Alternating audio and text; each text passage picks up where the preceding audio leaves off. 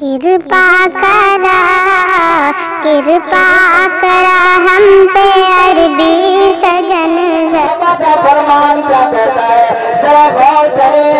یہ عیسائی جو اللہ کے ساتھ میں ایسا عقیدہ رکھتا ہے اور اپنے نبی کے احترام کو اپنے نبی کے مقام کو بلند کرنے کے لیے وہ یہ عقیدہ ٹھہرا رکھتے ہیں کائنات کے بعد دنیا کے بعد میدان محشر میں اللہ تعالیٰ ساری کائنات کو جمع فرمائیں گے اور اس کے بعد سیدنا حضرت عیسیٰ علیہ نبینا علیہ الصلوۃ والتسلیم سے پوچھیں گے وَإِذْ قَالَ اللَّهُ يَا عِيسَى ابْنَ مَرْيَمَ أَنْتَ قُلْتَ لِلنَّاسِ اتَّخِذُونِي اے عیسیٰ کیا تم نے لوگوں سے کہا تھا یا عیسیٰ ابن مریم أَنْتَ قُلْتَ لِلنَّاسِ اتَّخِذُونِي أُمِّيَ إِلَٰهَيْنِ مِن دُونِ اللَّهِ اللہ کے علاوہ مجھے اور میری ماں حضرت مریم کو اپنا معبود بنا لو. کیا تم نے کہا تھا حضرت عیسیٰ علیہ السلام چونکہ یہ کوئی عام انسان نہیں یہ انسان ہے لیکن انسان وہ ہے جسے اللہ نے نبوت سے سرفراز فرمایا. حضرت عیسیٰ علیہ الصلوۃ والتسلیم یہ وہ ہے کہ جب بچے تھے پیدا ہوئے تھے اور ان کی ماں ہمارے اور آپ کی ماں حضرت مریم علیہ السلام کے اوپر تہمت لگایا گیا ان کی شادی نہیں ہوئی پھر یہ بچہ کہاں سے پیدا ہوا. اللہ تعالیٰ نے ان کے اس الزام کو دور کرنے کے لیے سیدنا حضرت عیسیٰ علیہ السلام بالکل چھوٹے ہیں معصوم بچے ہیں اپنی ماں کے پیٹ سے ابھی دنیا کے اندر جنم لیے ہیں لیکن اپنی ماں کی گواہی دے رہے ہیں کہہ رہے ہیں قال انی عبد اللہ آتانی الکتاب وجعلنی نبیا کہتے ہیں میں اللہ کا بندہ ہوں آتانی الکتاب مجھے کتاب عطا فرمائے گا اور وجعلنی نبیا اللہ تعالیٰ نے مجھے نبی بنایا ہے. حضرت عیسیٰ علیہ السلام جنہیں اللہ نے بچپن میں وہ قوت گویائی عطا فرمائی آج میدان محشر میں حضرت عیسیٰ علیہ السلام سے پوچھا جائے گا کہ اے عیسیٰ یہ تیری قوم تیری امت حضرت تیری امت جو بنی اسرائیل نصرانی جسے کرسچن کہا جاتا ہے یہ مجھے چھوڑ کر یا میرے ساتھ تمہیں اور تیری ماں حضرت مریم کو معبود بنا رکھے تھے تو کیا اس کا پیغام تو نے دیا اس کا حکم تو نے دیا یہ بات تو نے سکھلائی. حضرت عیسیٰ علیہ السلام کیا جواب دیں گے ذرا غور کریں. اللہ تعالیٰ نے قرآن کریم کے اندر ارشاد فرمایا جناب محمد مصطفیٰ صلی اللہ علیہ وسلم کو یا ایھا الرسول بلغ ما انزل الیک من ربک وان لم تفعل فما بلغت رسالتہ کہ اے رسول بلغ آپ تبلیغ کیجئے جس کا تمہارے رب نے تمہیں حکم دیا ہے ما انزل الیک من ربک وان لم تفعل فما بلغت رسالتہ. اگر آپ نے تبلیغ نہیں کیا اگر آپ نے اللہ کے حکموں کو بندوں تک نہیں پہنچایا تو گویا آپ نے رسالت کے فرائض کو انجام نہیں دیا. اللہ تعالیٰ نے اپنے حبیب سرور کونین مدنی کریم جناب محمد الرسول اللہ صلی اللہ علیہ وسلم سے فرمایا حضرت عیسیٰ علیہ السلام کیا جواب دیں گے. جتنے بھی انبیاء اس دنیا میں تشریف لائے سارے نبیوں کا لائحہ عمل یہ رہا ہے لا الہ الا اللہ لا الہ الا اللہ. آدم آئے لا الہ الا اللہ آدم صفی اللہ. نوح آئے لا الہ الا اللہ نوح نجی اللہ. موسیٰ علیہ السلام آئے لا الہ الا اللہ موسیٰ کلیم اللہ. عیسیٰ علیہ السلام آئے لا الہ الا اللہ عیسیٰ روح اللہ، ابراہیم علیہ السلام آئے، لا الہ الا اللہ، ابراہیم خلیل اللہ۔ الغرض یہ کہ جتنے بھی انبیاء اس کائنات میں تشریف لائے ہیں، سارے انبیاء ایک اللہ رب العزت کی طرف پیغام دے رہے ہیں، اپنی امت کو سمجھا رہے ہیں کہ دیکھو تمہارے نفع و نقصان کا مالک اللہ کے ذات ہے۔ الذی خلق الموت والحیات، وہی مالک ہے جنہوں نے حیات یعنی زندگی اور موت کو پیدا کیا، وہی مالک ہے، انہی کے قبضہ قدرت میں ساری کی ساری چیزیں۔ حضرت عیسیٰ علیہ السلام سے جب پوچھا جائے گا بارگاہ الہی میں کہیں گے قال سبحانک، اے اللہ آپ کی ذات پاک ہے، ما یکون لی ان اقول ما لیس لی بحق، یہ کیسے ہو سکتا ہے کہ میں اپنے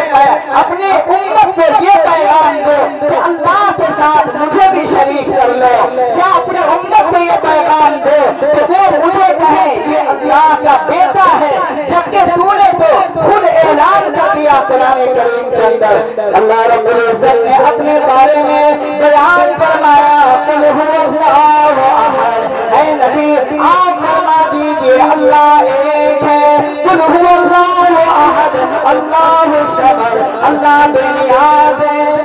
بے نیاز ہے۔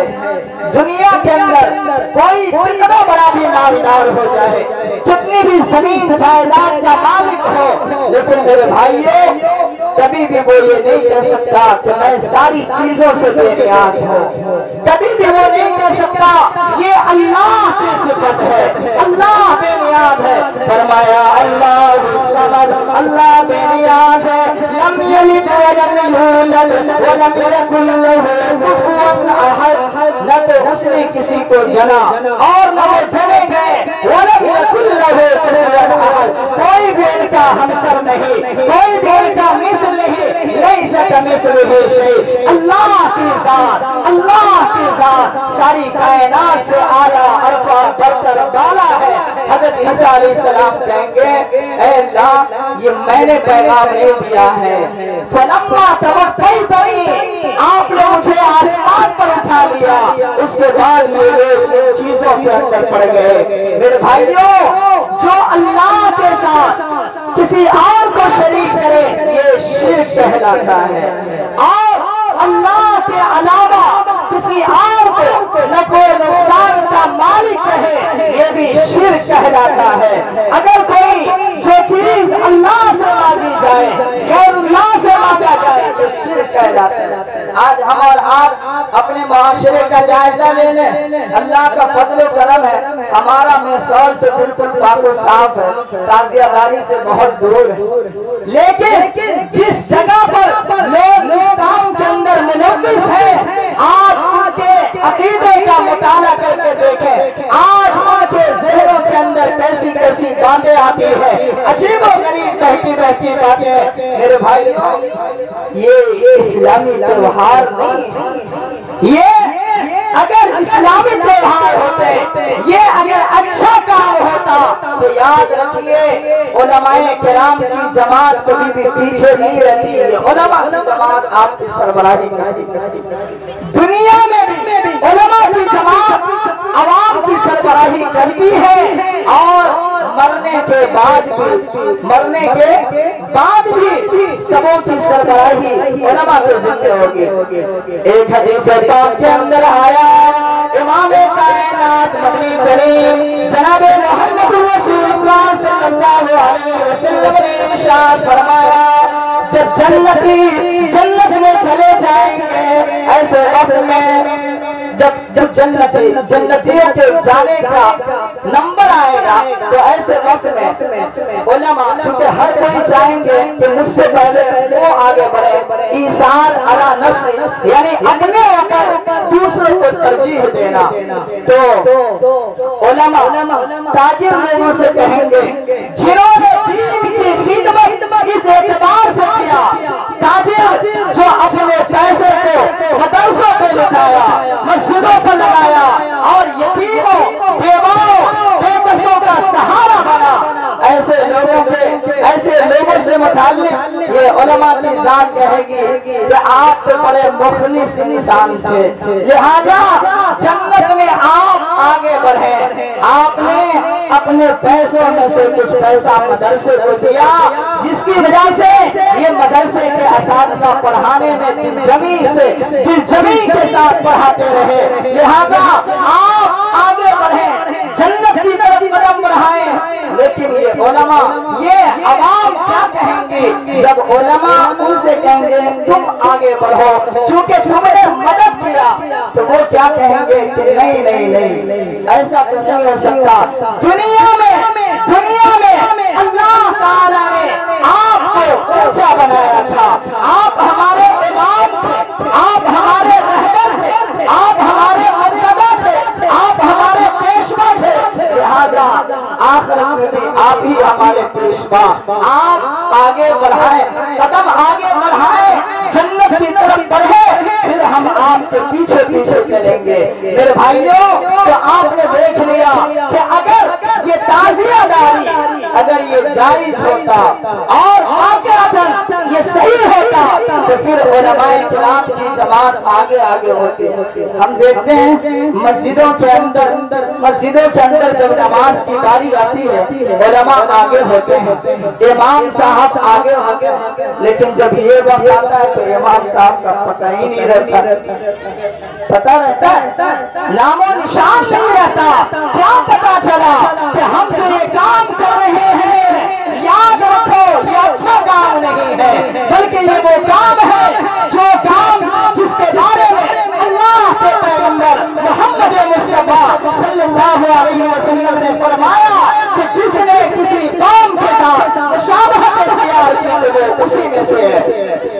اللہ کے نبی جناب محمد رسول اللہ صلی اللہ علیہ وسلم نے فرمایا من تشبہ بقوم فہو منہم۔ اور آج آپ بھی دیکھ سکتے ہیں جیتی جانتی یہ آپ کے سامنے ایک تصویر ہے کہ آپ شہروں کا جائزہ لیں، ممبئی دلی وغیرہ جائیں تو پتہ چلتا ہے کہ یہ تعزیہ داری کون کرتے ہیں۔ یہ عام طور پر شیعہ حضرات کیا کرتے ہیں، جو قرآن کریم کے بارے میں اس سے کچھ کہتے ہیں، جو حدیث کے بارے میں اس سے کچھ کہتے ہیں، جس صدیق اکبر کو ہم اپنا امام مانتے ہیں، جس صدیق اکبر کے بارے میں ہم کہتے ہیں اللہ کے نبی محمد مصطفیٰ صلی اللہ علیہ وسلم نے کہا، پیغمبر علیہ السلام کے جانے کے بعد صحابہ کرام نے جس صدیق اکبر کو اپنا امام مانا، خلیفہ اول مانا، آج ان کے بارے میں کہتے ہیں علیاذ باللہ کہ ابو بکر صدیق کافر ہے، عمر کافر ہے، عثمان کافر ہے، علی شیر خدا ہے۔ حضرت علی کو مانتے ہیں لیکن وہ تین خلیفہ کو نگلیکٹ کر کے چلتے ہیں اور ان کے بارے میں اپنی کتابوں کے اندر بڑے بڑے الفاظ استعمال کیا کرتے ہیں۔ اب آپ ذرا ٹھنڈے دل سے غور کریں، کیا ہم ان لوگوں کے راستے کو اختیار کریں؟ کیا ہم ان کے عقیدے کے مطابق کام کریں؟ نہیں میرے بھائیوں، اللہ کا قرآن ہمیں یہ کہتا ہے ما آتاکم الرسول، رسول جو تمہیں دے تم اسے لے لو اور جس سے منع کرے تو اسے رک جاؤ۔ اب ذہن میں ایک سوال پیدا ہوتا ہے کہ یار ہم یہ کام کرتے ہیں نا اپنے دل کو تسلی دینے کے لیے کہ حضرت حسین رضی اللہ تعالی عنہ کے ساتھ کس بے دردی کے ساتھ حضرت حسین کو شہید کیا گیا، یہ ذہن کے اندر سمجھ لیجئے کہ شیطانی وساوس ہے کہ واقعتاً حضرت حسین کو بہت ہی مظلومیت کے ساتھ شہید کیا گیا، ہم اس کے خلاف ہیں، ایسا کام ہرگز نہیں ہونا چاہیے۔ حضرت حسین کا رتبہ بلند، ان کا مقام اعلیٰ، اور جو ان کے مد مقابل میں آئے ان کی کیا حیثیت کیا تعلق، لیکن میرے بھائیوں اس کا یہ مطلب ہرگز نہیں کہ ہم کام کچھ سے کچھ کرنے لگ جائیں۔ اس کی مثال کیا نبی اکرم صلی اللہ علیہ وسلم کے زمانے میں نہیں؟ ہمیں دیکھنا ہے تاجداری رسالت امام کائنات مدنی کریم جناب محمد رسول اللہ صلی اللہ علیہ وسلم کے زمانے میں پیغمبر اسلام کے محبوب چچا حضرت حمزہ رضی اللہ تعالیٰ عنہ کی دردناک شہادت ہوتی ہے۔ یہ وہ بہادر انسان ہے، یہ وہ بہادر انسان ہے کہ جب اللہ کے نبی علیہ السلام میٹنگ کے لیے مشورہ کے لیے تشریف فرما ہے، حضرت حمزہ بھی موجود ہے، دور سے حضرت عمر آ رہے ہیں، دامن اسلام میں نہیں ہے، عمر آ رہے ہیں اور خبر ملتی ہے کہ عمر آ رہا ہے ننگی تلوار لے کر۔ صحابہ کے دل میں تھوڑا ڈر محسوس ہوتا ہے، کہنے لگتے ہیں عمر آ رہا ہے اب کیا ہوگا؟ اس وقت میں سیدنا حضرت حمزہ رضی اللہ تعالیٰ عنہ کھڑے ہوتے ہیں اور کہتے ہیں کہاں ہے عمر؟ پتا چلا تو آ رہے ہیں۔ حضرت حمزہ نے کہا کہ اگر عمر کا ارادہ درست ہے تو اس میں ان کی خیر ہے، اور اگر ان کا ارادہ درست نہیں تو پھر عمر کی تلوار ہوگی اور اسی کی گردن۔ اتنے بہادر اسلام کے جرنیل احد کے میدان میں جب شہید کر دیے گئے، ان کے کلیجے کے ٹکڑے کیے گئے، یہاں تک کہ حدیث پاک میں آتا ہے کہ وہ ہندا حضرت حمزہ کے ناش کے ٹکڑے کر کے کلیجے کو اپنے کلیجے کو چبانا چاہتی ہے، ہار بناتی ہے۔ میرے محبوب جناب محمد رسول اللہ صلی اللہ علیہ وسلم اپنے محبوب چچا کے جب ناش کے اوپر آتے ہیں تو پیغمبر اسلام کہتے ہیں کہ قیامت تک سب سے سید الشہداء یوم القیامہ، کہ سارے شہیدوں کے سردار، سارے شہیدوں کے سردار حضرت حمزہ رضی اللہ تعالیٰ عنہ کے ساتھ، اور سید الشہداء کا لقب اللہ کے نبی نے دیا۔ بہت ہی غصے کا اظہار کیا، لیکن میرے بھائیوں ذرا غور کرو، کیا نبی اکرم علیہ السلام نے اس کی اجازت دی تھی کہ حضرت حمزہ کو دردناک انداز میں شہید کیا گیا، لہذا ان کا تعزیہ بناؤ اور ان کے نام پر وہ سارے ناٹک کرو جو کیے جاتے ہیں؟ پاؤں سے چپل کو ہٹا دیا جاتا ہے، کالے لباس پہنائے جاتے ہیں اور بالوں میں کپڑا، سب کچھ ختم کر دیا جاتا ہے، گویا محرم الحرام کو سوگ کا مہینہ قرار دیا۔ جبکہ میرے بھائیو اسلام سے اس کا کوئی تعلق نہیں، اور آپ کو یہ بات بھی بدلاتا چلو، پیغمبر اسلام علیہ السلام نے فرمایا کہ جب شہادت ہو گئی تو یاد رکھیے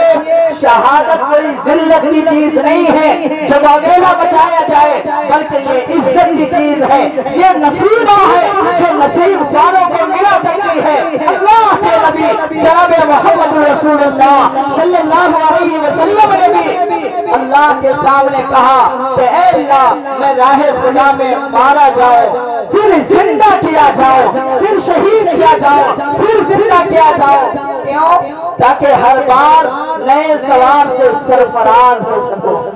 اور سیدنا فاروق اعظم نے کہا اللہم انی اسألک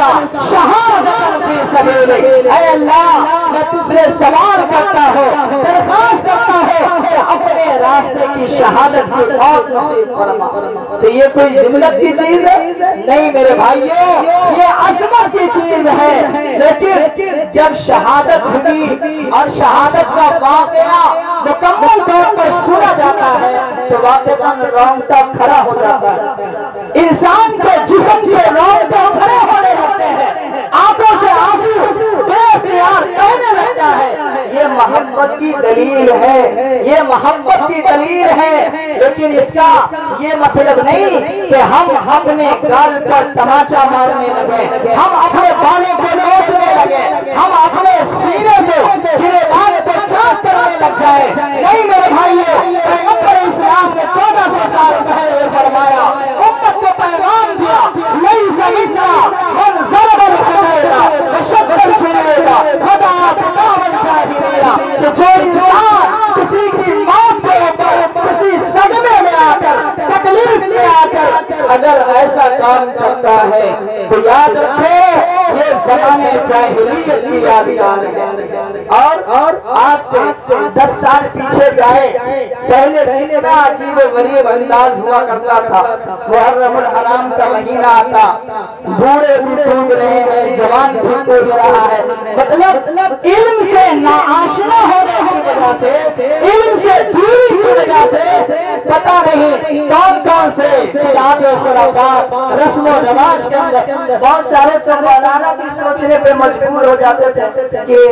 یہ کام کیسا ہے جو ہم کتاب میں کبھی پڑھوے نہیں. واقعتاً آج بھی ہم کھاٹی دیہاتوں کی طرف جائیں تو عجیب و غریب انداز ملتا ہے. دعا کیجئے، مجھے جو وقت ملا تھا وہ وقت پورا ہو چکا ہے. دعا کرے اللہ تعالیٰ سے، اللہ تعالیٰ ہم تمام کو سننے سے زیادہ عمل کی توفیق مرحمت فرمائے اور تمام بدعات و خرافات پورے رسم و رواج سے ہماری حفاظت فرمائے. وصلی اللہ علیہ خیر خلقہ محمد وآلہ واصحابہ اجمعین برحمتک یا ارحم الراحمین. ہلو ماشاءاللہ، یہ تھے جناب حضرت مولانا طارق انور صاحب. بھائی ہلکا بولے تو پورا کر دیں، ہلکا تھوڑا اور بڑھائیے. جی